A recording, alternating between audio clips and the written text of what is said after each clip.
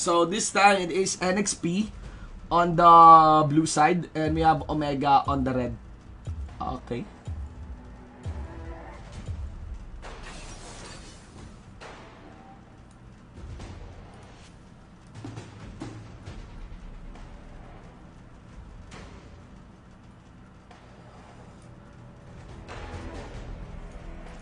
Okay, I think this should work for the overlay. So, all up priority, we also have the Lulu plus the Gravestone to the side here of Omega. So, the interesting part here is you got Impressive. You have Impressive already rolling once again back to his graves. I'm gonna be leaving you with the draft.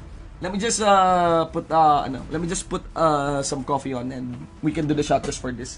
But observe the draft, okay guys. By the way, this broadcast is being done on a 5-minute delay.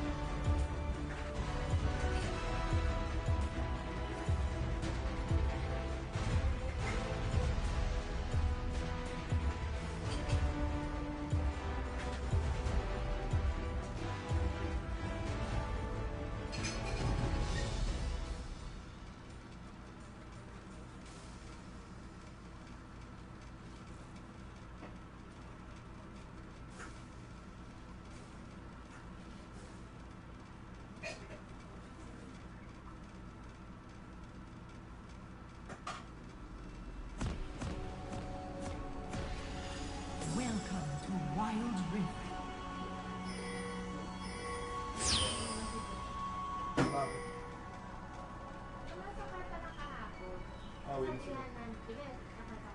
Minions have spawned.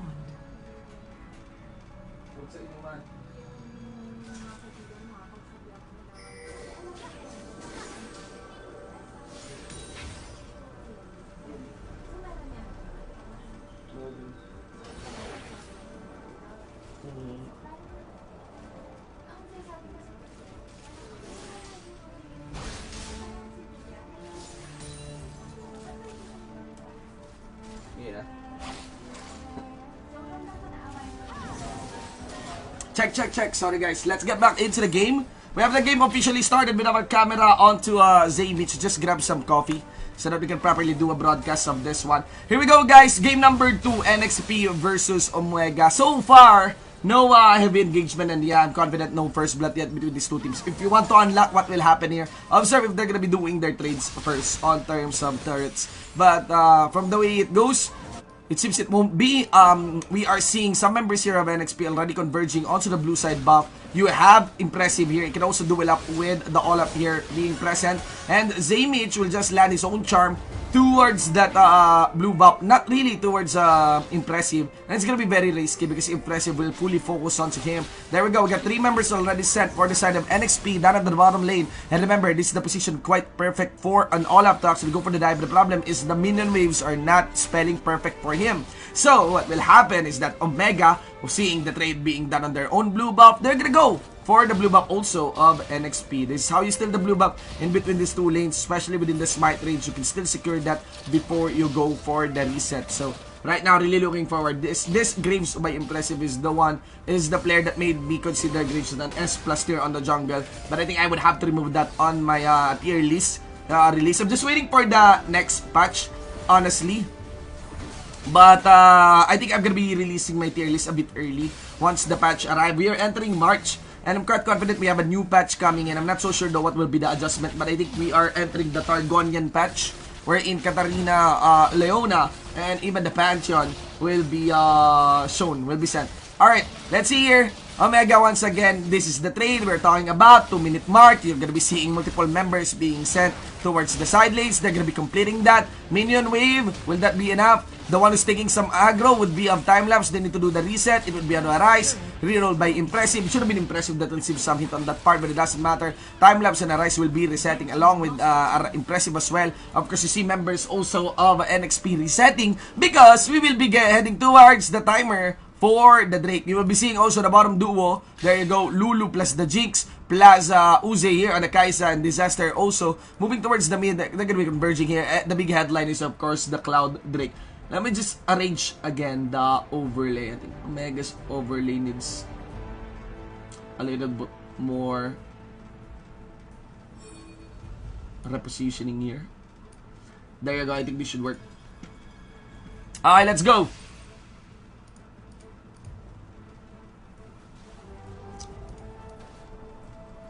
Slow and steady. Ladies and gentlemen, the battle between Hashirama and Madara is far from a conclusion, my friends. Let's go for the pin. Big shoutouts to Toshi, who's actually watching right now. I think that's Toshi.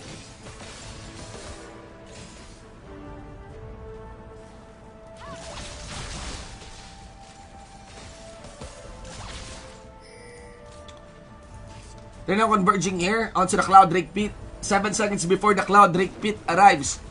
Let me sip some coffee.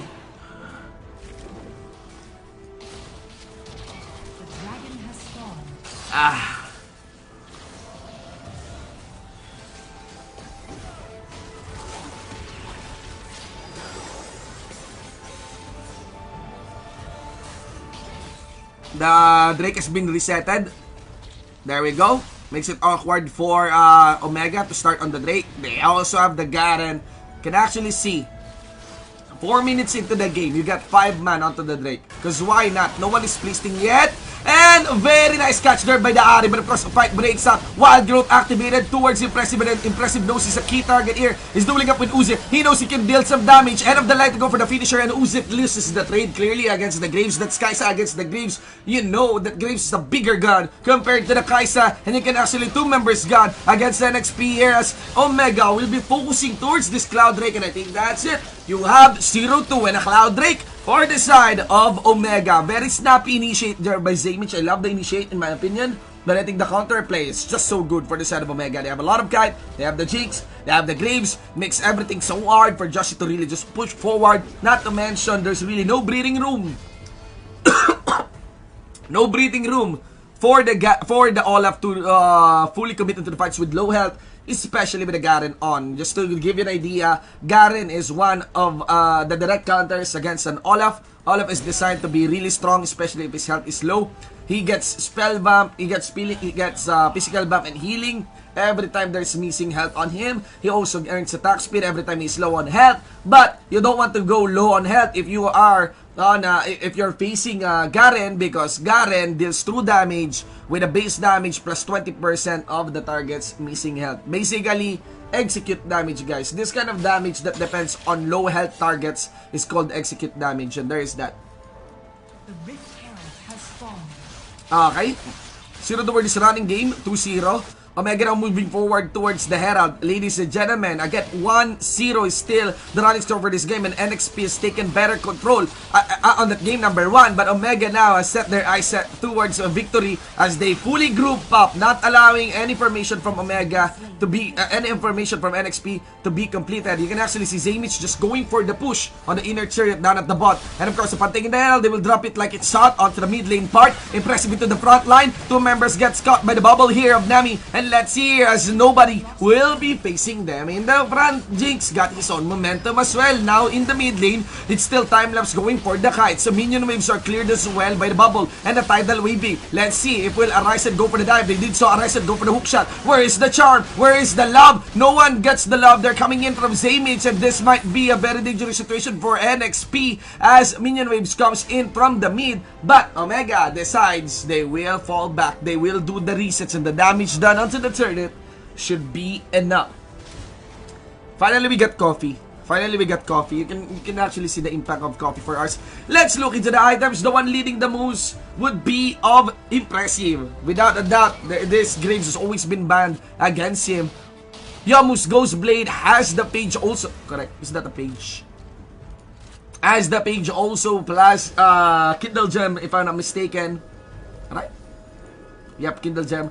Plus the Mercury Threads. They did spot at Arisen. He needs to go within the range of the hook shot. He did fall back within the berry. I think that's it. Very, very risky there by very risky play there by Arisen. The crazy part here is also of JLC. If you look on JLC, he has no teleport. Will he buy? No, he will be buying more and more magic resistance.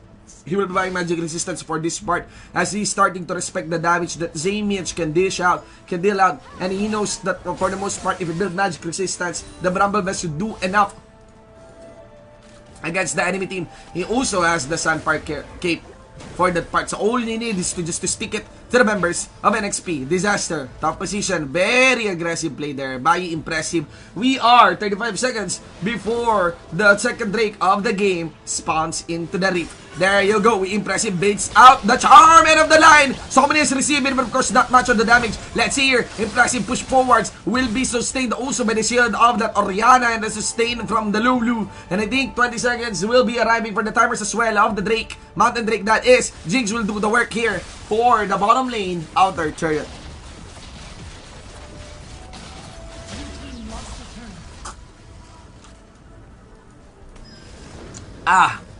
I love coffee. I love coffee. Apparently, I'm the only one who got commissioned to shoutcast for this one. But actually, this is a community shoutcast. So, everything is done gratis. But no problem. It's Wildrift anyway. Let's go, ladies and gentlemen. Mountain Drake once more being focused on by the members here of Team Omega. And they're very quick in securing the Mountain Drake. Full reset coming in from the side of Omega here. Big headline, so the item would be of a black cleavage available as well for impressive. Take note also of 2 Trinity Force onto the side here of NXP. And the Kaisa already has his Ikachen Rain upgraded. There you go. So good thing that the Ikachen Rain image is upgraded also here under the spectate. So there's decent damage, especially for every, if I'm not mistaken, for every missile, if I'm not mistaken. Right? Not just 70 damage, if I'm not mistaken. Each dealing 50, no? So you get 300 damage. And if you upgrade the living weapon, the 50 becomes 70 damage, I think. And also fires 12 missiles. Alright. Let's watch.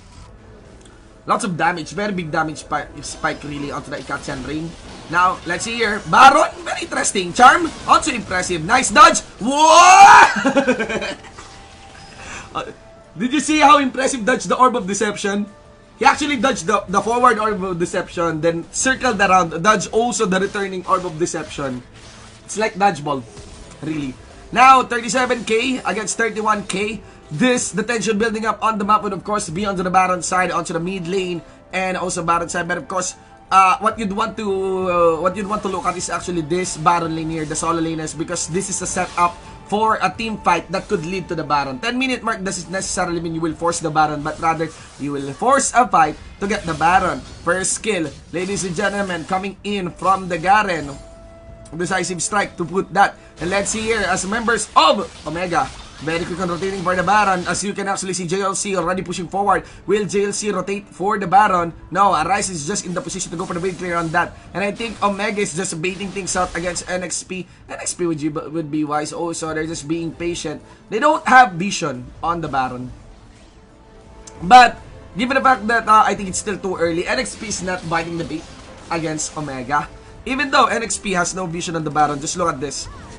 Very minimal vision on the Baron.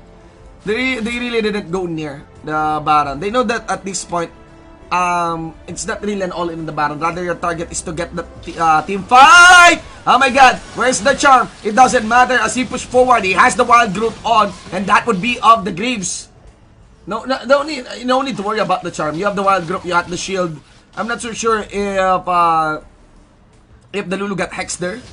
If the Ari got hexed there by the Lulu, but this is a 4v5 scenario, 5v3 at best here at the Baron Pit. You can actually see a Ryzen will be coming in late, but of course members of NXP, they still want to fight this one. Joshi is trying to get into the position to go for the flash. Can he make the game-changing steal? They focus towards Joshi. Joshi is too early. And now within the range also to go for the smite, but it doesn't, as we will die right after the spawn on the Guardian Angel. Now Disaster run for his life as a flash in by Timelapse. He gets his own passive in. The NXP Ryzen also pushes forward to stop the advance here of Omega. Down at the bottom lane, a silence and decisive strike against Uzi. And also Zaymage was able to charm the Orianna, but I think that's it. It would be Omega's push for the mid, for the top lane inner, and even the inhib down at the mid.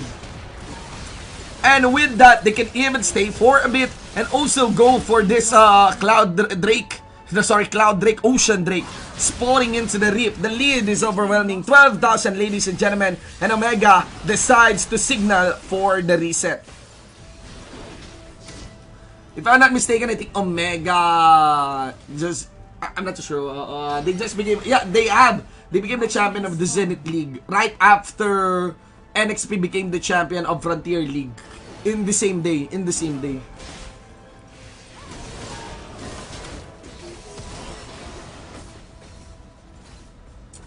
Love the coffee.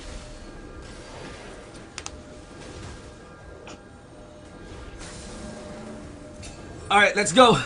Ocean Drake here being started on by Omega. NXP down at the back of the pit of that Drake. Joshi still within the range. He did get a smite. Joshi here with his hot hands as he get the steal against the Ocean Drake. They need to be careful. Impressive here. Not really the position maybe to get that smite out. I'm not so sure. Let's see about impressive smite. It's indeed off cooldown, so that means it is available. It was given an opportunity to actually cast that, and it's just Jossy's fast smite was able to get the steal. He just walked there, ran the Ragnarok, so no card control can stop him. And another damage dealing collateral damage just to go for the finisher. Teleport is coming in from the Garen, and notes just maybe to stop this. Where is the tidal wave? The charm is already burned. Momentum is available also for the Jinx. Timeless in the front line. He will not receive the bubble, and you can also see impressive into the front line as well as Uzi will ooze out blood. He gets destroyed, and it's gonna be the last hit down in by the Orianna Toll. And let's see to the top lane side as the only remaining inhibitor being defending the base here of NXP. Here's JLC,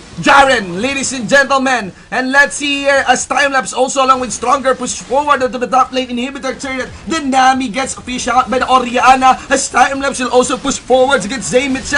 JLC is also landing the sword into the face of Zaymage there along with the Giant Mets as he speeds to win this game number 2. And that would be of Omega Esports.